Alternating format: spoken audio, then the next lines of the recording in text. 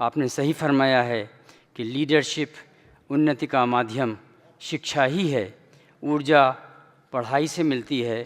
بہت اچھی بات آپ نے مولا کائنات کا جو فیصلہ آپ نے بتایا کہ دو مائیں یہ کہہ رہی تھیں یہ بچہ کس کا ہے، تو جب انہوں نے یہ فیصلہ کیا کہ ہم تلوار کے ذریعے سے دونوں کو آدھا کر دیں گے، تو جو اصلی ماں تھی اس نے کہا یہ بچہ اسی کو دے دیں، یعنی زندہ رہے۔ کیسے ماں باپ نے پالا تھا مشقت سے ہمیں، اپنے بچوں کو جو پالا تو سمجھ میں آیا یہ ماں باپ ہی کی محبت ہوتی ہے اپنے بچوں کے لیے جو اس طرح کی باتیں کرتی ہے۔ اور مولا کائنات نے جو فیصلے کیے ہیں وہ ابھی تک ویسے ہی ہیں۔ اسی سلسلے میں ہمارے بیچ میں کچھ لوگ تشریف لے آئے ہیں، میں لواکٹا کے پریزیڈنٹ عالی جناب منوج پانڈے صاحب کا اور خیر مقدم کرتا ہوں، اور میڈیا کے لوگوں کا بھی خیر مقدم کرتا ہوں۔ اب میں شیعہ کالج مجلس علماء کے صدر عالی جناب حجت الاسلام امیر العلماء مولانا حمید الحسن صاحب سے گزارش کرتا ہوں کہ وہ تشریف لائیں۔ ہمارے محترم مہمان ڈائس پر بیٹھے ہوئے ہماری درسگاہ دانشگاہ لکھنؤ یونیورسٹی کے وائس چانسلر جناب ایس پی سنگھ صاحب، پروفیسر ایس پی سنگھ صاحب، اور محترم ڈائس پر بیٹھے ہوئے حضرات، ہمارے محترم سامعین، سب سے پہلے میں یہ آپ سے کہہ لوں کہ بہت گفتگو نہیں کرنا ہے، بہترین تقریر ابھی انہوں نے کر لی، اور جو بہترین میسج اور پیغام تھا وہ آپ تک پہنچ گیا ہے۔ عدل اور امیر المومنین علی، اس عنوان پر ہم لوگ کچھ کہنے اور سننے کے لیے جمع ہوئے ہیں۔ میں اپنے اس مجمع سے ایک بات تو کہہ لوں کہ یہ شیعہ کالج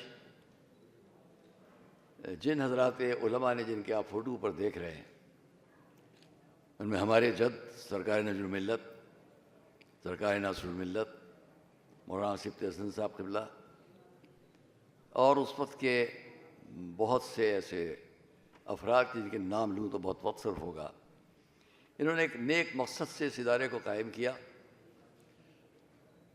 جس کو آج بلڈنگ کو اس کی بنے ہوئے شاید 1919 میں یہ جگہ منتخب کی گئی، 1919 میں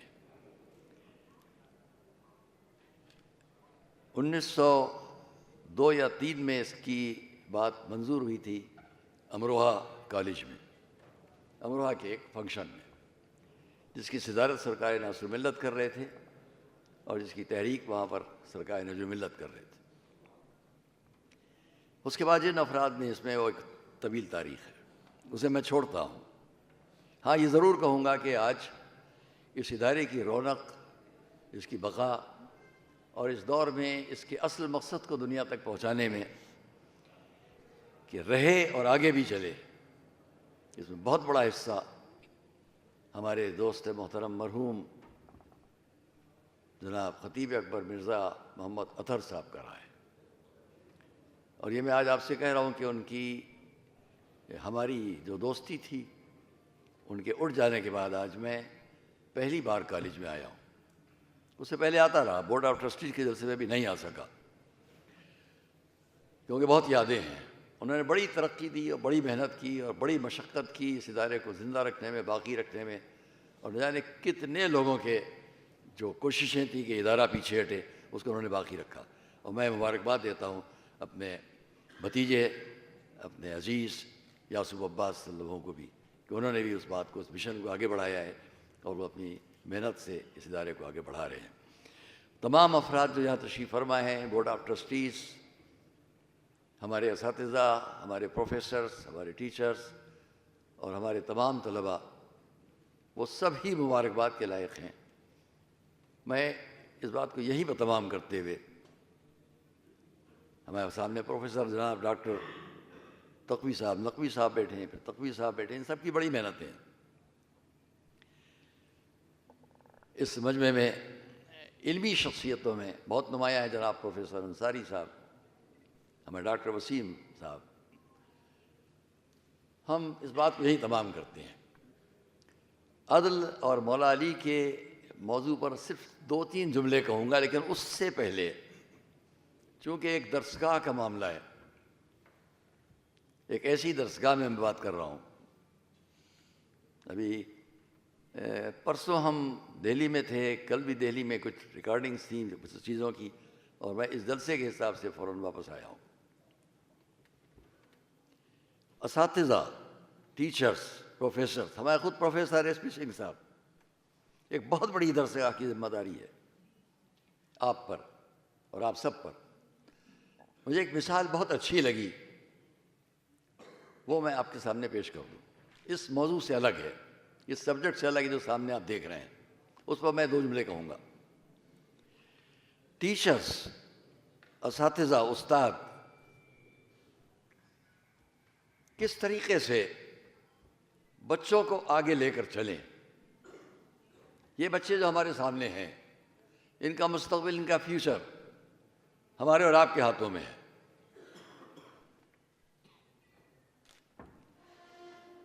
ایک جگہ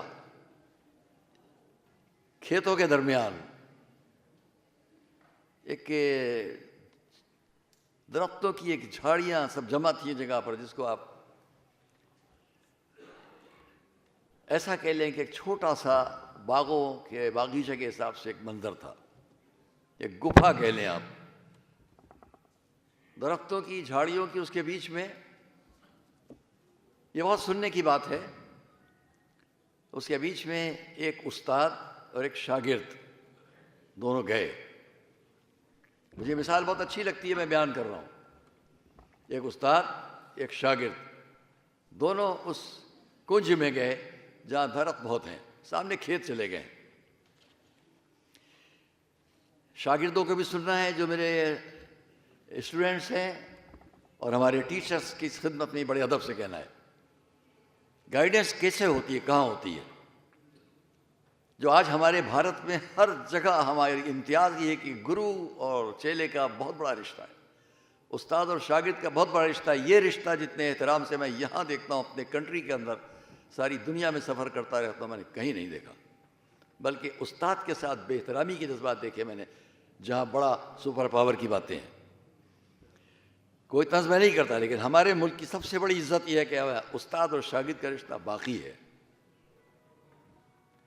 گرو اور چیلے کا رشتہ احترام کا باقی ہے. یہ بہت بڑی بات ہے جو آج ختم ہوتا جاتا ہے.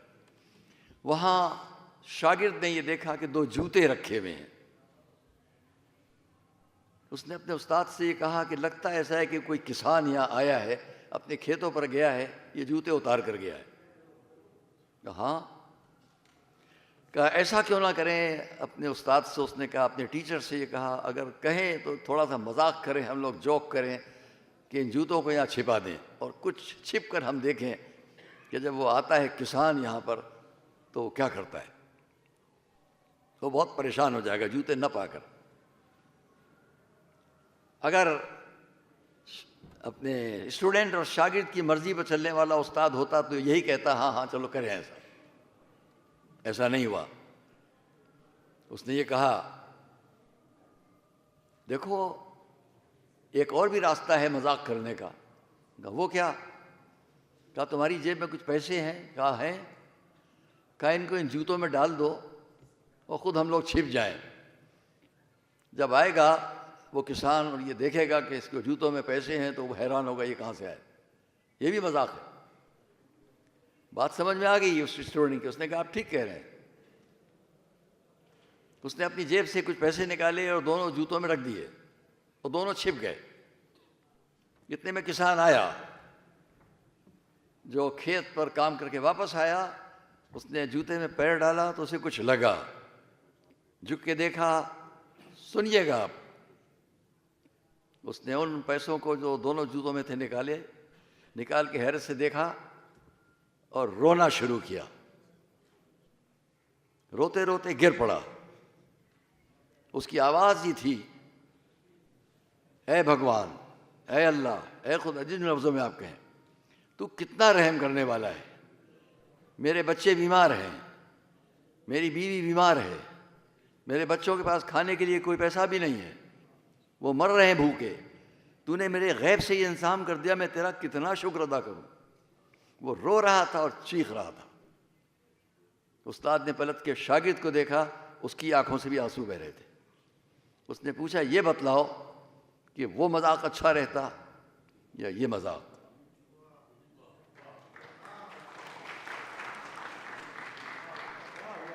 آخری جملہ سنیے گا۔ جب یہ شاگرد نے سنا تو استاد نے کہا میں تم سے ایک جملہ کہنے جا رہا ہوں، دیکھو کبھی کبھی کچھ لے لینے سے بہتر دے دینا ہوتا ہے۔ جس پر شاگرد نے کہا میں زندگی بھر اس کو نہیں بھولوں گا۔ ہمارے اساتذہ، ہمارے ٹیچرز، ہمارے استاد جہاں بھی ہیں اور ہمارے اسٹوڈنٹس جہاں بھی ہیں، صرف کتاب کا رشتہ نہیں ہوتا ہے۔ ہماری کنٹری، ہمارے دیش کا سب سے بڑا جو گفٹ ہے ہمارے تمام تعلیم کے سلسلے میں، کہ خالی کتاب کا تحفہ نہیں ملتا ہے، گفٹ کتاب کا نہیں ملتا ہے، بلکہ اچھے سبق بھی ہوتے ہیں جو استاد شاگرد کو دیتا ہے اور شاگرد ان سبق کو سیکھتا ہے۔ ماں باپ سے بڑھ کر ٹریننگ دینے والا ایک اچھے اسٹوڈنٹ کے لیے اس کا استاد ہوتا ہے۔ میں اپنی بات کو تمام کرتا ہوں اس سبجیکٹ پر بھی ایک لفظ کہتے ہوئے، کیونکہ بہترین بات ہمیں جناب وائس چانسلر صاحب نے، جناب ایس پی سنگھ صاحب نے سنائی، اور میں ان کے بارے میں غائبانہ بہت واقف ہوں، کیونکہ میرے بھائی بیٹے ہوئے جناب سمیع الحسن تقوی صاحب، میرے چھوٹے بھائی، وہ ان کے بارے میں مجھے بہت بیان کرتے ہیں، میں جانتا ہوں آپ کے بارے میں۔ اور میں اتنی بات ختم کروں گا کہ یاسوب عباس صاحب، آپ اس مشن کو لے کر چلیں، اعجاز بیٹھے ہیں، تمام ساتھی لوگ ہیں، ہم سب آپ کے ساتھ ہیں، آپ اس ادارے کو ترقی دیں۔ آپ کہیں نہ گھبرائیں، کہیں بھی نہ ڈریں گے آپ، اس لیے کہ آپ کا مشن صحیح ہے، آپ علم کو آگے بڑھانے کے لیے ہیں، تو ہر جہالت خود پیچھے ہٹ جائے گی۔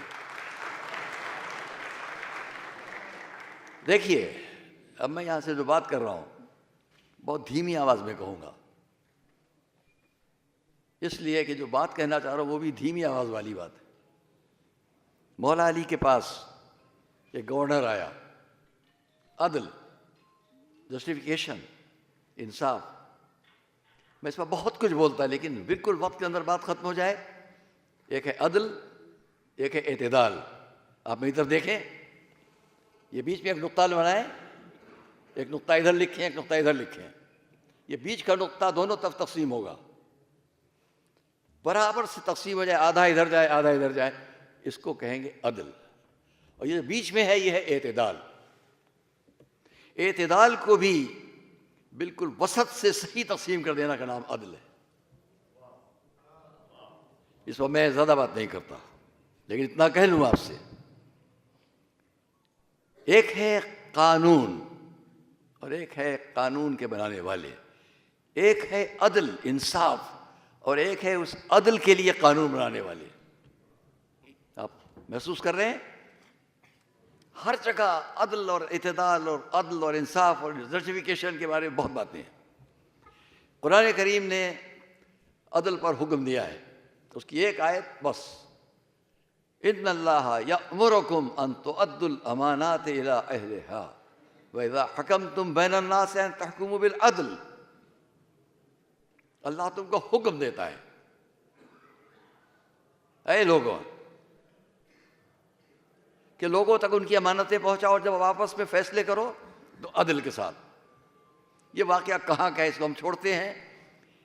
مولا علی نے جن لوگوں کو اپنی حکومت ظاہری کے اعتبار سے گورنر عہدے تقسیم کیے، ان میں ایک گورنر آتا ہے۔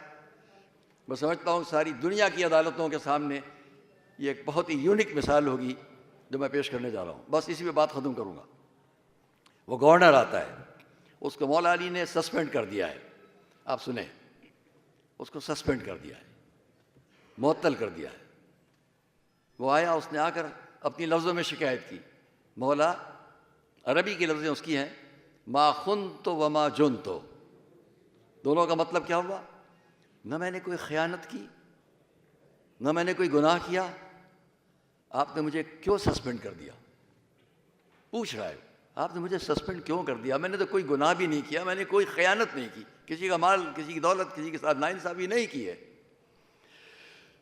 فرمایا بے شک ما خنت وما جنت، تو نے نہ کوئی خیانت کی اور نہ کوئی گناہ کیا، لیکن میں نے تجھ کو اس لیے سسپینڈ کیا ہے کہ جب تمہارے پاس لوگ فریاد لے کر آتے رہے، فریادی آتے رہے تمہارے پاس، تمہاری آواز بہت بھاری ہے، اس بھاری آواز سے ڈر کر لوگ اپنی صحیح بات تم سے کہہ نہیں پاتے، اس لیے تم اس سیٹ پر بیٹھنے کے لائق نہیں ہوتا کہ فریادی ٹھیک سے فریاد تو پیش کر سکے۔